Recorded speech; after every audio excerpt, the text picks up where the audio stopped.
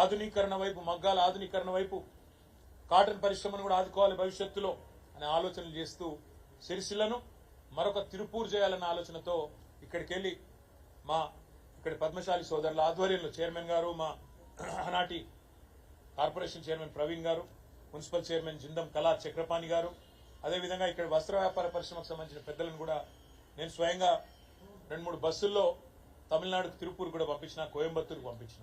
ఎందుకంటే మరొక తిరుపూర్ మాదిరిగా మన సిరిసిల్లను తీర్చిదిద్దాలనే ఉద్దేశంతో ఇవన్నీ జరిగి ఇంత పెద్ద ఎత్తున ఆర్డర్లు వచ్చి సిరిసిల్లలో ఆత్మహత్యలు బంద్ అయి, జీతాలు డబల్ అయి, కార్మికులై 8,000 సంపాదించే వాళ్ళు 20,000 సంపాదించే కాడికి ఎదిగి కొద్దిగా ఇప్పుడిప్పుడే ముఖం తెలివికి వస్తున్న ఈ సమయంలో దురదృష్టవశాత్తు మా ప్రభుత్వం పోయి మళ్ళీ దిక్కుమాలిన కాంగ్రెస్ ప్రభుత్వం వచ్చింది.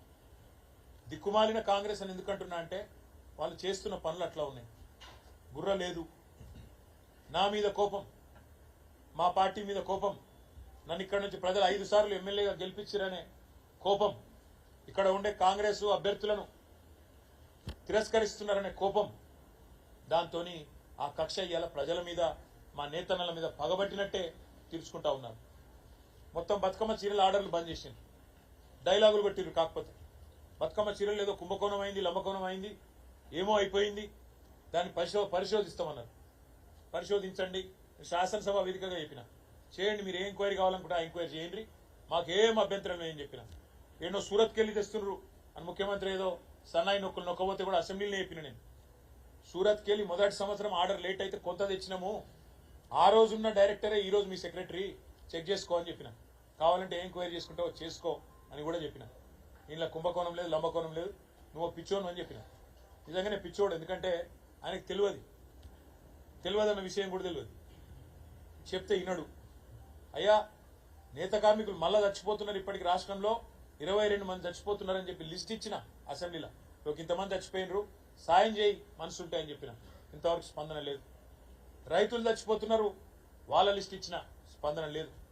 ఆటో డ్రైవర్లు ఆత్మహత్య చేసుకుంటున్నారు, చూడు అన్న, లిస్ట్ ఇచ్చిన, స్పందన లేదు. అసెంబ్లీలో ఇచ్చిన, స్పందన లేదు. ఇవాళ నేను ఈ రాష్ట్ర ప్రభుత్వాన్ని ఒకటే డిమాండ్ చేస్తా ఉన్నా, మీరే మీ ప్రభుత్వం వచ్చినాక పెద్ద పెద్ద మాటలు నరికింది ఇడికొచ్చి మంత్రులు, ఇక్కడ ఉండే కొంతమంది కాంగ్రెస్ నాయకులు, ఏదో కేసీఆర్ గారి ప్రభుత్వంలో ఏదో అన్యాయం అయిపోయింది, మేము ఇంకా బాగా చేస్తాం, 365 రోజులు ఉపాధి ఇస్తాం నేతన్నలకు అన్నారు.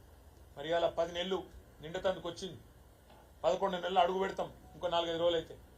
మరి ఏం సాధించింది మీరు, ఏమి ఇచ్చిరు చెప్పాలని నేను అడుగుతున్నాను.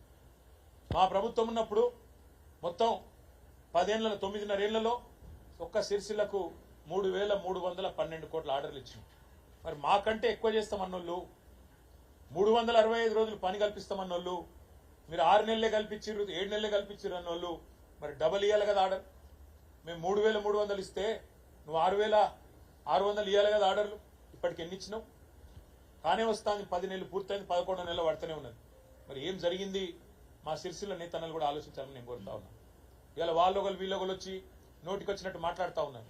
నేను వారికి గుర్తు చేస్తున్నా, 3,312 కోట్లల్లా మా ప్రభుత్వం పోతుందని మేము అనుకోలే.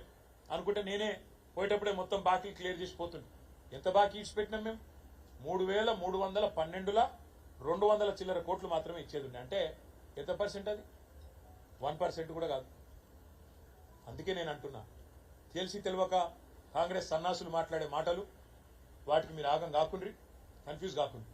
మీ తరఫున కొట్లాడుతందుకు మేము ఉన్నాం, కానీ పోరాటానికి మీరు కూడా ముందుకు రావాలని చెప్పి నేను కోరుతా ఉన్నా. సిరిసిల్ల నేతలు కొట్లాడడానికి మేము సిద్ధంగా ఉన్నా, మీ తరఫున మాట్లాడడానికి మేము సిద్ధంగా ఉన్నా. అనవసరంగా వాళ్ళు వేసే ఎత్తుగడలకు మీరు ఆగం కాకండి. నేను ముఖ్యమంత్రిని డిమాండ్ చేస్తా ఉన్నా, నువ్వే చెప్పినావు 1 చీర కాదు 2 చీరలు ఇస్తా అన్నావు. దొరసాన్లకి ఇయ్యా, నేను సెల్ఫ్ హెల్ప్ గ్రూప్లో పనిచేసే మా ఆడబిడ్డలకు ఇస్తాను, సంతోషం. 1 చీర కాదు 2 చీరలు కానీ ఆ 2 చీరల ఉత్పత్తి సిరిసిల్ల నేతన్నలకి ఇస్తే వాళ్ళ బతుకు బాగుపడుతుంది. నీకు కూడా అర్థమవుతుంది ఇక్కడ సమస్య ఏందో, తద్వారా కనీసం కొంత జ్ఞానోదయం అని అవుతుంది.